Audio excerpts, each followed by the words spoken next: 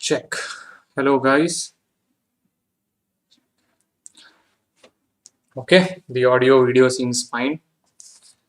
Just a routine checkup that I do every time before I begin a session. Once what happened was I was teaching live in a class, and it looks like the internet connection is fluctuating a little.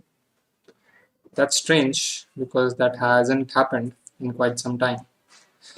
I still believe the quality is fine. Yeah. Taranpreet, hello Taranpreet. Looks like you're here for the first time, or maybe you have messaged on the chat for the first time, because I remember the names that I've interacted with in the last 5 days of the bridge course. Today is the 6th day, and this course, as I've said, is going to be roughly about 1 to 2 months long.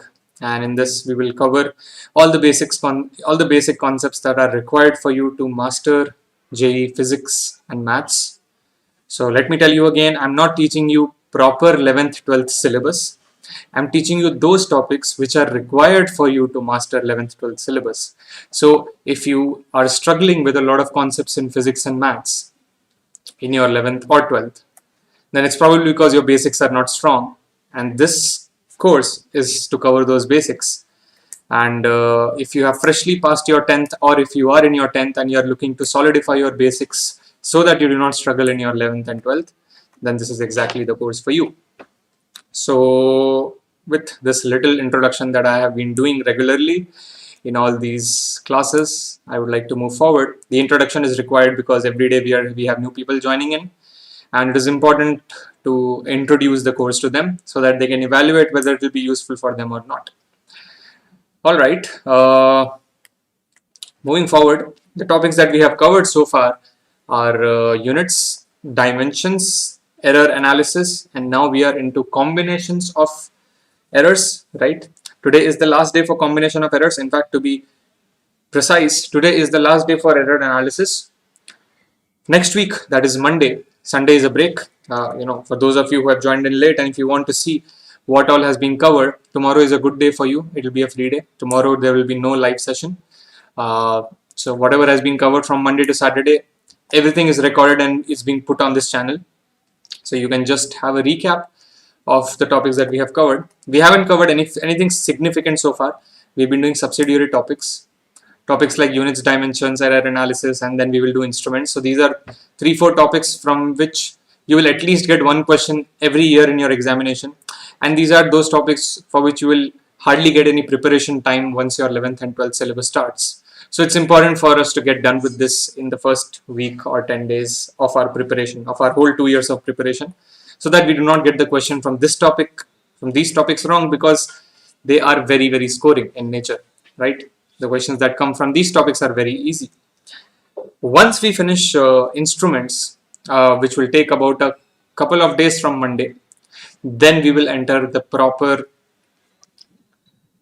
important topics. We will enter vectors and calculus, and these two jointly should constitute up to 80% of this bridge course, because these are those topics which will be repeated throughout your 11th 12th syllabus. They will be used like the way you use addition and subtraction throughout your high school mathematics, like that you will be using vectors and calculus throughout your 11th and 12th maths and physics. So it's important for you to master those. So we will discuss those in detail. Anyways, we've been discussing everything in detail. You know, the whole bridge course is going pretty slow, and we do not have any syllabus completion constraints, right? So there's no point speeding up. I want everybody who's attending this bridge course to spend time with these topics and understand them, right? Even if we are going slow, right, that's not a harm at all, because if you invest a good amount of time to learn these topics properly, vectors and calculus, then you will have to spend less time on the other topics, right? You will not struggle with the fundamentals. So it's very important for us to spend a good amount of time in the fundamentals. What happens in a lot of coaching institutes is, because they have the syllabus completion to be done, they sometimes do not rightly identify which are the topics that we have to spend a good amount of time with, and which are the topics that we can, you know, slightly rush. They teach every topic at the same pace, and that is something that I completely disagree with. There are some topics in the beginning which have to be taught very slowly and very carefully, since people coming out of class 10th would have not seen these topics. So even if you feel it's slow, not a problem at all.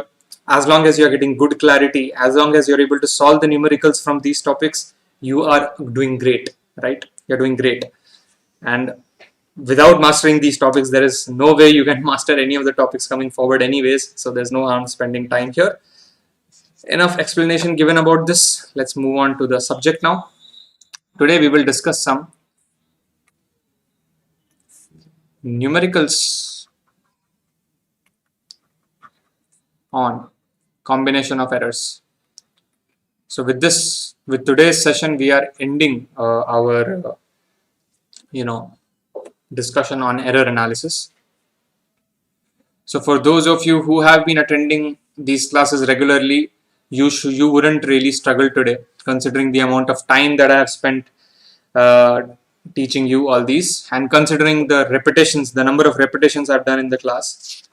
So I want all you guys to sit with a pen and paper in hand, because we are doing problems today, and I want you to write the answers in the chat. Like, I'll write down the problem, I'll give you a couple of minutes to solve it, and I want you to write the answers in the chat. If you are not getting the answers, that's probably because you haven't been following the topics in the past, or maybe you have joined in late. So nothing to worry about. The videos are already there. You can go back and watch them, and make sure that you are up to date with whatever has been taught in the bridge course, at least by tomorrow, because from Monday we will be starting something completely new. Okay, so the first question. Without revising any theory, I'm just jumping into problems, because you can obviously revise theory from the previous videos.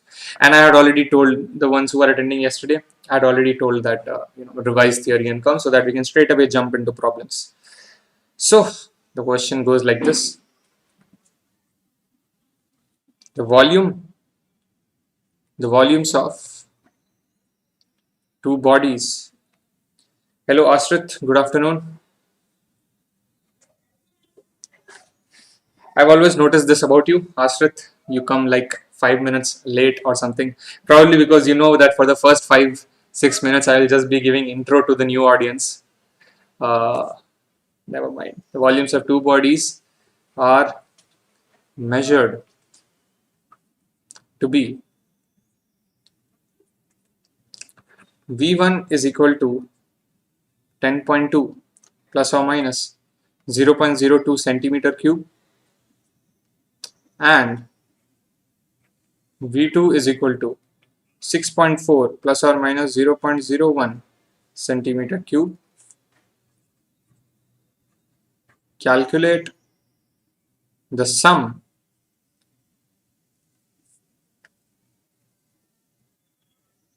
and difference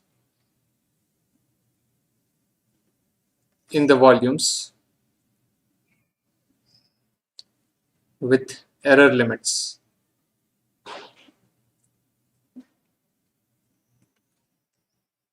This is the question. Take a minute to solve, guys. You have first quantity given to you, which is this. You have second quantity given to you. I want you to add these quantities. I want you to add these quantities and tell me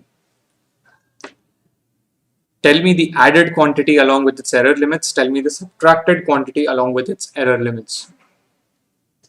So I'll just give you like 1 minute. Right now it's 12:10, and at 12:11 I'll start solving it. So just give it a try. Let's see if somebody can answer it in the chat.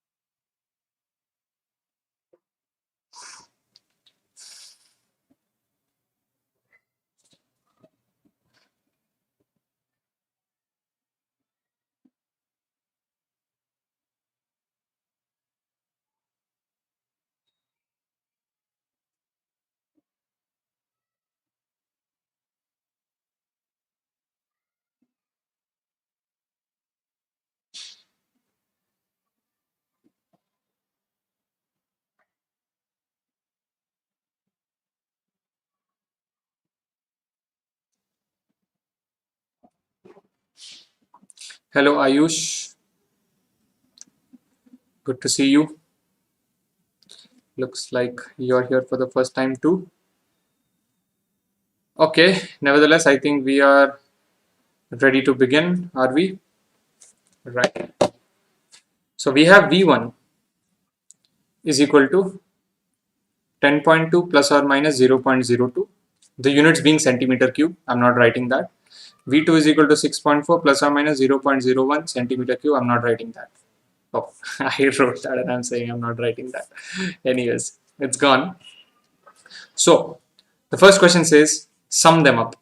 So I want you to tell me what is V1 plus V2 along with its error limits. So first of all, V1 plus V2 is another quantity and I will call it V sum. So I want you to tell me first of all whether V sum will be error free or whether it will have errors.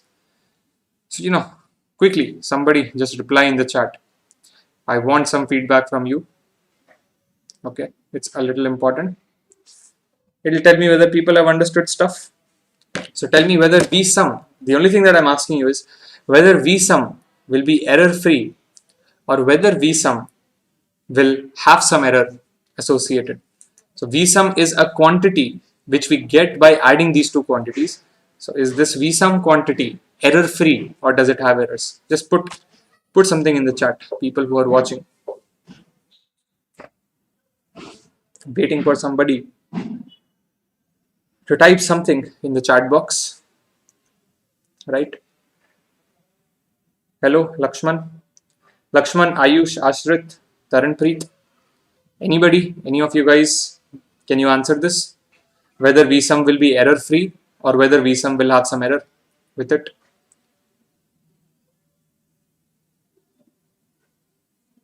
Have you guys not been getting conceptual clarity? Despite me going slow, do you want me to go even more slower than this? Or are you guys just shy to write in the chat, thinking that your answer might go wrong? Or maybe you just have a connection issue and you're going off and on with the live session repeatedly. Okay, I'll just wait for like 10 more seconds now. Can anybody answer this? Whether VSUM will be error free or whether it will have some error? This VSUM. Okay, looks like people have some connection issues because I can't believe that people would not know the answer to this. There is somebody at least who would. Never mind. Obviously, VSUM has some error associated with it, and that's two reasons for that. First is VSUM is nothing but V1 plus V2, and if V1 has some error associated with it, which is 0.02, and if V2 has some error associated with it, which is 0.01, then how is it that adding them, VSUM will not have any error associated with it? VSUM also has to have some error. That is the first reason. The second reason is if there is no error associated with it, then why are we even doing this problem? Obviously, that's not the most appropriate reason, but given the context of the problem, this also can be a reason. Okay, so how do you add these two? So yesterday we saw that if you have a quantity Q, which is a sum of two quantities A plus B, where if your A is nothing but A mean plus or minus delta A, and B is nothing but B mean plus or minus delta B, then how do you add these two quantities? Like, first of all, your Q will have some error associated with it because A is having some error, B is having some error. So Q will be nothing but Qm plus or minus delta Q. So Q also will have some error and I'll have to report it with its mean value. So this is nothing but AM plus BM when it comes to addition, plus or minus delta A plus delta B. You have to add the errors. Okay.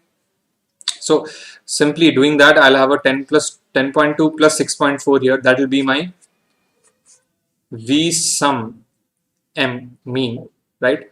Plus or minus, I'll have to add the errors. Okay. This will be your delta V sum. Okay. This is the error associated with the sum of these two quantities, and this is the mean value of the sum of the quantities. So when I report the sum, I will have to report this entire thing. Okay. That's the first part of the question. But you are also asked to, what are you also asked to do? You're also asked to tell about the difference of these two. How will you do this? Let's get the difference quickly. Or let's go to the next slide for that. I'll look at the data from the previous section. So just a recap about difference. If you have two quantities A minus B, where your A is nothing but AM plus or minus delta A and your B is nothing but BM plus or minus delta B, then what do? You take Q is equal to Q mean plus or minus delta Q. Why should I represent Q like this? Because A has some error associated with it, B has some error associated with it. So Q also has to have some error associated with it. So I'll have to report it with its mean value and its error. But when it comes to difference, what is Q?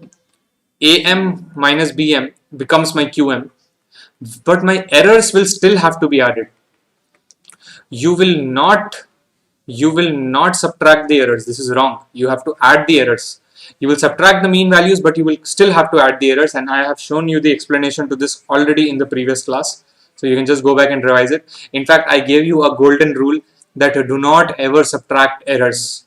You always have to maximize the errors that you report.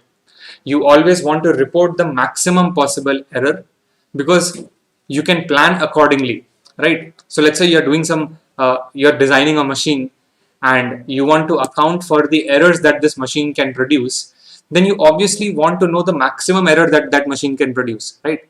Because if you can plan your design accounting for the maximum errors in mind, then you don't have to worry for the errors which are lesser than the maximum error, right? That's the reason why we always try to report the maximized error, and the only way you can do that is when you numerically add the errors. Okay, so even in some also you will add the errors, in difference also you will add the errors, and I mathematically also have proved this yesterday, right? And mean value will be AM minus BM, right? So your Q from the previous section, your V difference, what is it going to be? You'll have to subtract these two, 10.2 and 6.4 you will subtract, right? So you will subtract 10.2 minus 6.4. This will be your V difference mean, plus or minus. What is your error going to be?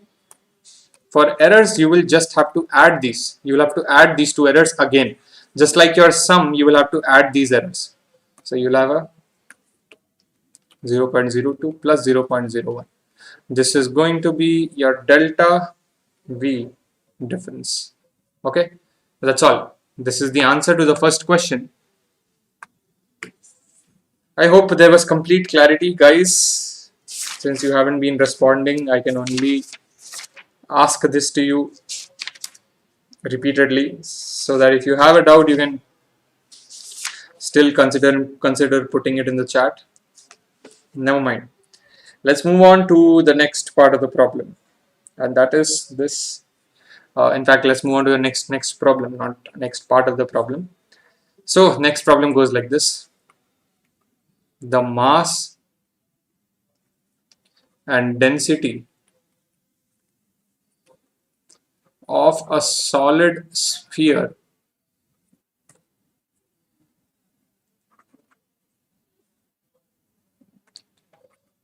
are measured to be 12.4 plus or minus zero point 0.1 kgs and 4.6 plus or minus 0.2 kg per meter cube. Calculate the volume of the sphere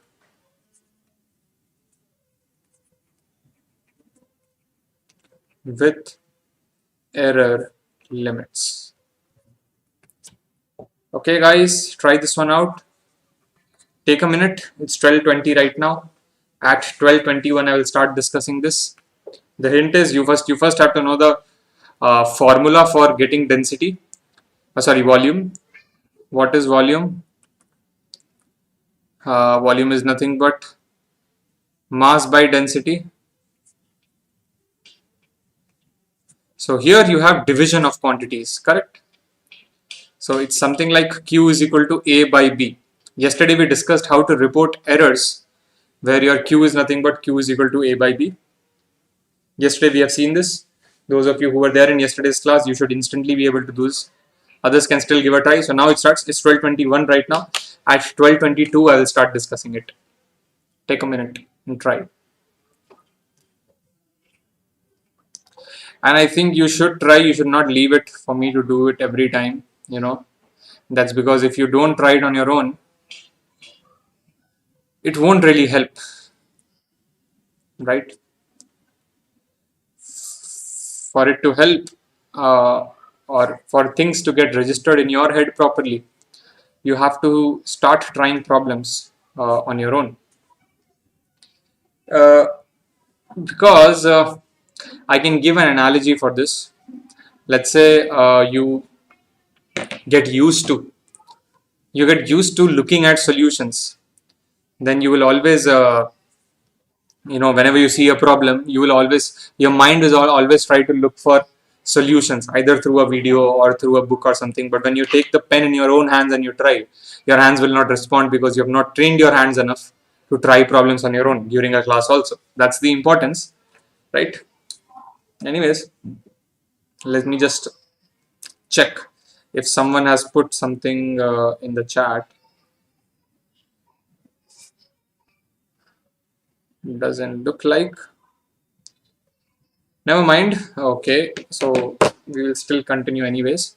So yesterday we saw if Q is equal to A by B is there, then how do you report Q? Obviously Q will have some error associated with it, so Q will be Qm plus or minus delta Q, right? So how do I get Qm and how do I get delta Q? That is the question. So yesterday we saw the formula of relative error for division. Relative error, simply delta Q by Qm is got using this plus or minus delta A by A plus delta B by B. We have seen this, and this formula is the same for product. Even if you had Q is equal to A into B, even then the relative error formula would be this. And if you have, and here in this case you have Q is equal to A by B. For this also relative error is this.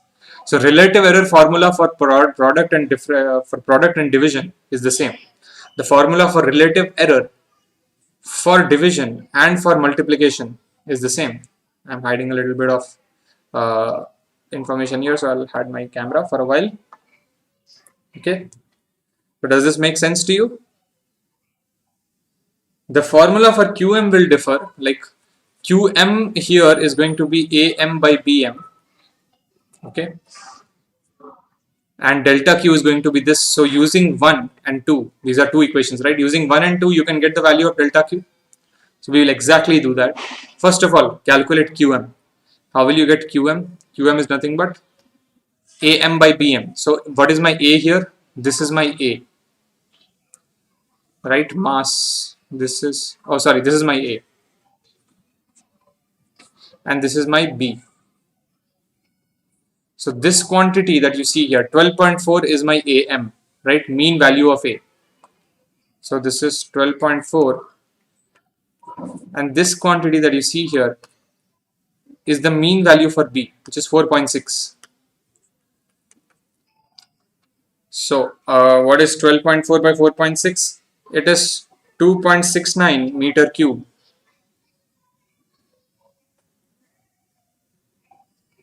Right, 2.69 meter cube. Why is it meter cube? Because this 12.4 is kg and this 4.6 is kg per meter cube.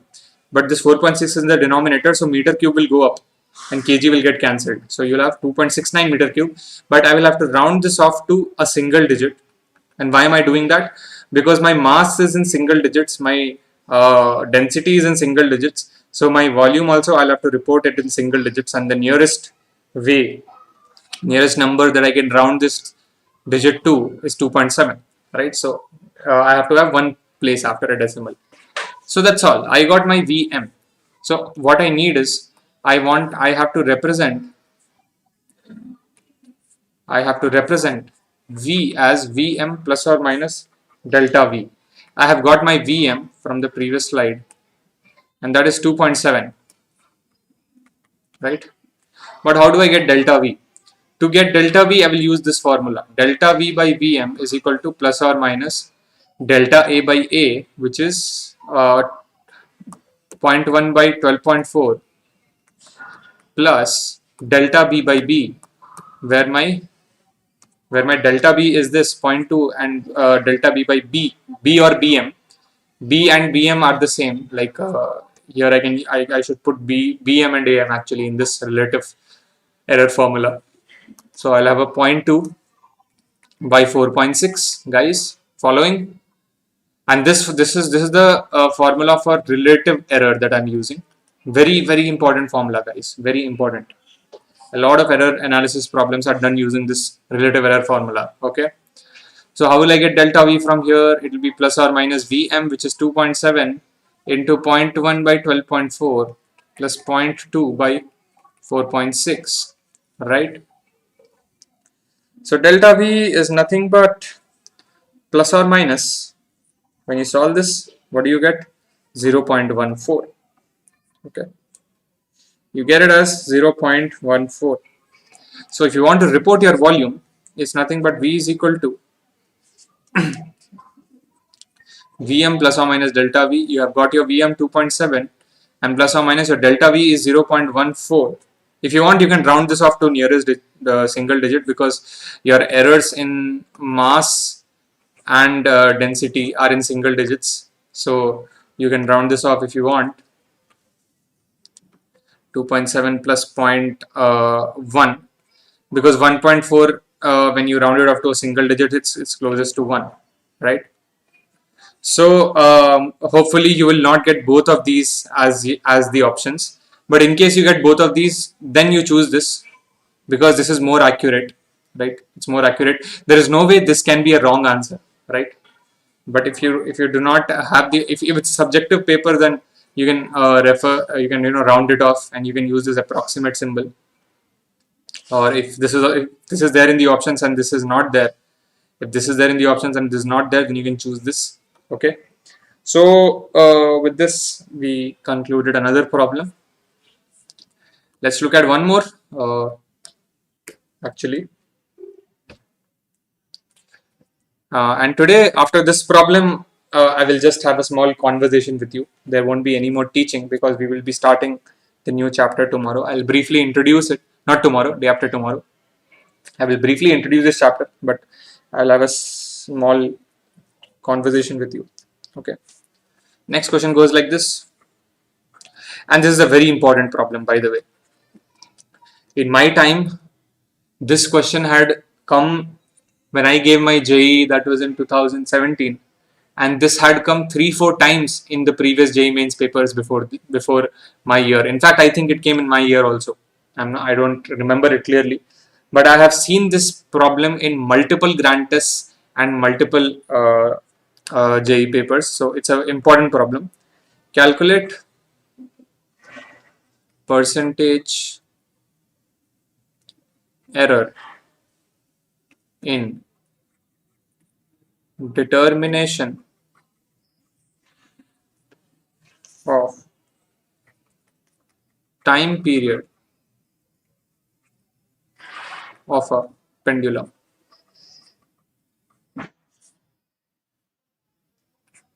T is equals to 2 pi root L by G is the formula where L and G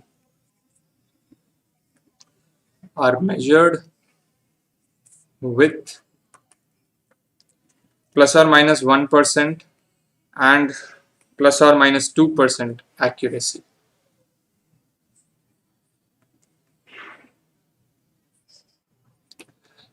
In fact, a lot of times that word is accuracy, by the way. I hope you can see it now. In fact, a lot of times this problem has come with some variations. Like sometimes they will say time period is measured with 0.1% per 1% accuracy. Find the percentage error in G. Sometimes they will say length and time are measured with so and so accuracy. Find the percentage error in the in G.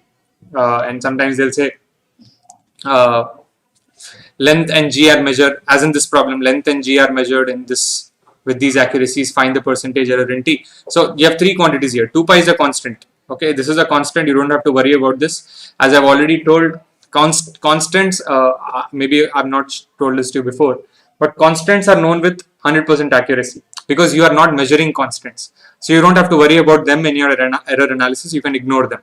Okay.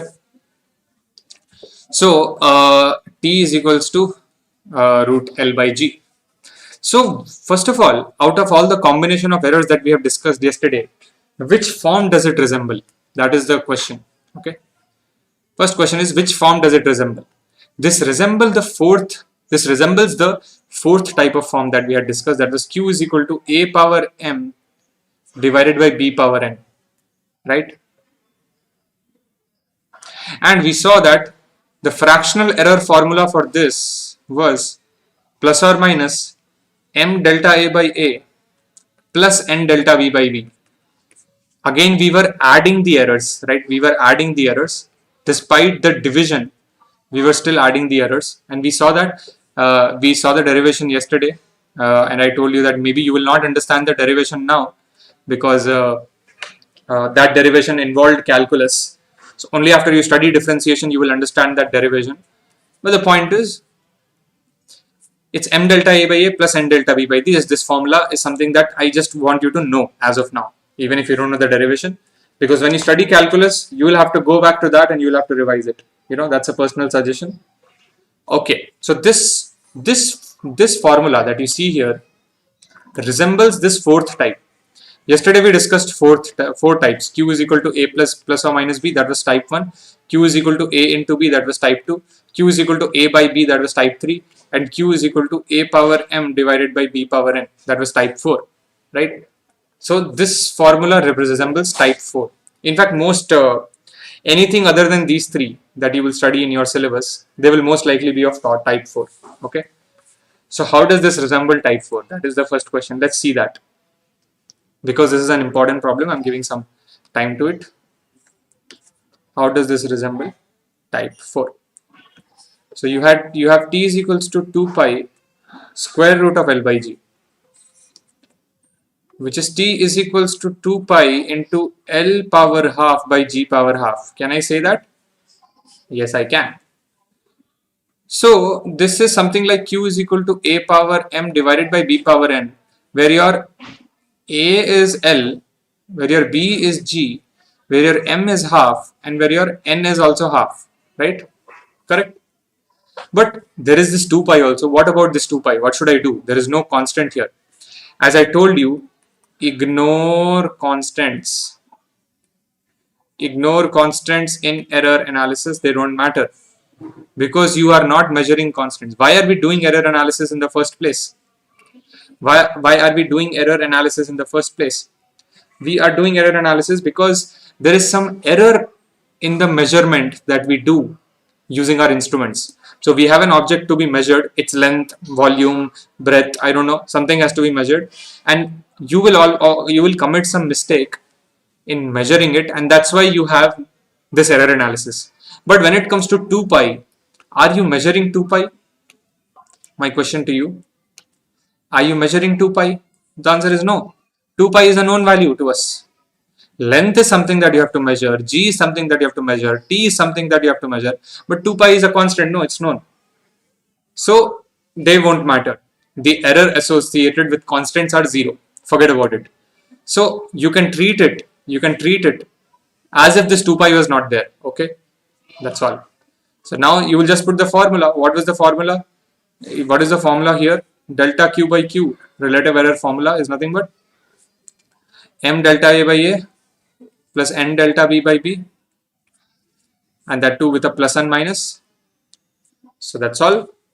Here, according to this, your delta T by T is going to be plus or minus half delta L by L plus half delta G by G, because your A is L and your M and N are half, correct? Again, I'm not deriving it. I'm not deriving it because I've done the derivation in the previous section. I'm not deriving this formula. That's what I'm saying. This formula has been derived in the previous video, and you will have to watch that derivation. You will not understand it, but just follow it and remember this formula for now. But when you finish calculus, I want you to derive that formula on your own as well. I've been repeatedly telling this. Okay. So simply put the values now. Delta T by T is going to be half of, I can take half common, right, from the previous this thing. I can take half common, and then I'll put a plus or minus here. And then you have delta L by L plus delta G by G.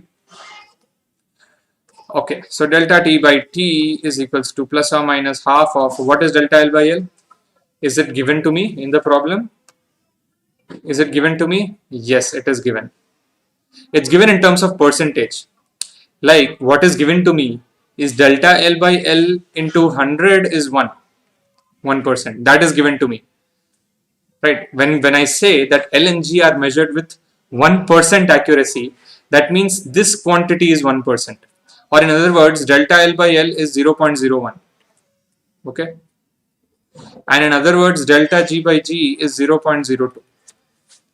Okay? So, in the previous what I will do is, I will multiply this with 100 on both sides. First of all,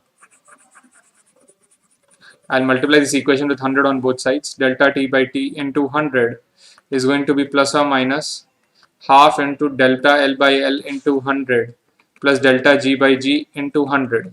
Making sense? Now this quantity is given to me in the problem, and this quantity is given to me in the problem.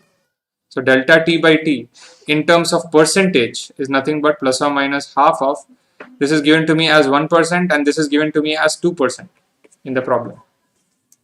So delta T by T in terms of percentage is nothing but plus or minus 3 by 2, which is plus or minus 1.5. Okay, so that's all. T is measured, I can say T is measured with 1.5% accuracy. I hope the entire solution made complete sense to you. And with this, we finish error analysis with some of these problems. Now you can freely try any error analysis problem using these concepts. You should get all of them right. There is nothing that I have missed out on. Okay, there is no point that I've missed out on. Anytime you see an error analysis question, come back to these two videos. Okay, revise your theory if you're not clear, and then try the problems. There is no theory that's needed outside this to solve any error analysis problems. Okay guys, with this we finish. So I just wanted to talk to you for a while. It's been 1 week since we have started this bridge course. Like, we started it on Monday, and we have finished 3 things: units, dimensions, and error analysis, along with combination of errors. These were subsidiary topics. Okay, these will not necessarily be repeated in other chapters. The reason why I discuss these chapters, and there's one more such subsidiary chapter, which is instruments. In that I will discuss vernier calipers and screw gauge. Now these units, dimensions, vernier calipers, screw gauge, error analysis, these 4-5 topics together you always have at least one or two questions from this in a JEE paper, and these are all easy topics, and you will not get time for the to prepare for these in the upcoming chapters, and that's why I've been discussing these. So within the first 10 days of the bridge course, I'll wrap these up, and the next 20 to 30 days I will give only to vectors and calculus. So most likely I will start with vectors and calculus by next Wednesday or latest by Thursday, right? Not more than that. It will most likely be Wednesday only. So make sure that you do not miss out on live sessions from Wednesday, okay? Because I want you to attend these classes live. The reason is this chat box, right? When you are live, you can put messages in the chat box and I can interact with you and I can clear your doubts if needed, right? You will get doubts in a lot of things, and if you don't get your doubts cleared, if you don't interact with me, then I will never know whether you're understanding or not. So it's important for you to put your doubts, put whether you're getting things right or wrong in the chat box, so that I can constantly keep getting feedback, right? Even if you're understanding, keep typing in the chat box that, sir, I'm understanding things, sir, not everything is clear, and if you're not understanding, put that also. The point is, I should get feedback about what's going on with you, and then you can do that only if you come live. However, if due to some other constraint you are not able to, hello Yashwant, good afternoon. If due to some physical constraint or technical constraints you're not able to attend it live, then you can always put your doubts in the comments box. I will read that and I will clear it in the next class, okay? Otherwise you can obviously remind me in the live session also to clear it in case you come live the next day. But make sure you start interacting with me more somehow, okay? Your interaction with me has to increase, especially when we start these important chapters, vectors and calculus, from Wednesday, okay? Not that in the next two classes I'm not expecting you to be interactive. Obviously it will be good if you do, but vectors and calculus are the most important parts of this bridge course, and by the time you finish this course, I want you to be thorough with vectors and calculus so that you do not struggle with the other chapters in physics. I'm telling you repeatedly, if these two topics go with any confusion, if you end these topics with any confusion, you are going to have a tough time in the other chapters also. So with this, I conclude today's class. We are ending a little early today since it's a weekend, and okay, since it's a weekend, and also I have finished what I had planned for this week, we can end a little early. And just telling a little about myself again, since we have some time and some people are new. My name is Salab Swarnim. I have been teaching JEE Maths and Physics for the last 4+ years. I've been teaching since 2017. I gave my own exam in 2017 and I've been teaching it since then. Both IIT JEE Maths and Physics. So when we say IIT JEE, don't get stuck with IIT JEE. Like, I teach Maths and Physics for class 12th and 11th students. And with this, you can crack any exam. You can crack IIT, you can crack BITSAT, you can crack mains. All that you need to know is Maths and Physics, right? So I teach that. And then currently, I am graduating from BITS Pilani campus, right?